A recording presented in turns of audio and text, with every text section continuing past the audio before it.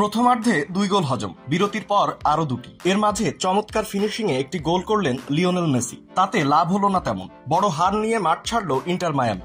Major league সকারের ম্যাচে Minnesota ইউনাইটেডের বিপক্ষে 4-1 গোলে বিধ্বস্ত হয়েছে মায়ামি। যুক্তরাষ্ট্রের দলটির হয়ে খেলা ম্যাচগুলোর মধ্যে মেসির সবচেয়ে বড় পরাজয় এটি। মায়ামির হয়ে প্রায় 2 বছরের ক্যারিয়ারে সব প্রতিযোগিতা মিলিয়ে 53 ম্যাচে 8বার হারলেন মেসি।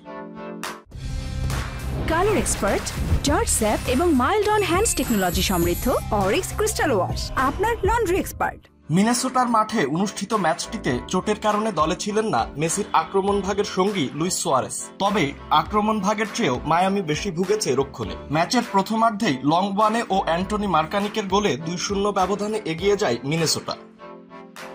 2 গোলে পিছিয়ে পড়ার পর দ্বিতীয়ার্ধের শুরুতে একটি গোল শোধ করেন মেসি। ম্যাচের 48তম মিনিটে জর্ডি আলবার বাড়ানো বল ধরে মায়ামিকে গোল এনে দেন আর্জেন্টাইন মহাতারকা, যা তার পেশাদার ক্যারিয়ারের 860তম গোল। মায়ামির হয়ে টানা 4 ম্যাচ গোলহীন থাকার পর টানা দ্বিতীয় ম্যাচে জালের দেখা পেলেন রেকর্ড 8 বারের ব্যালন দর জয়ী।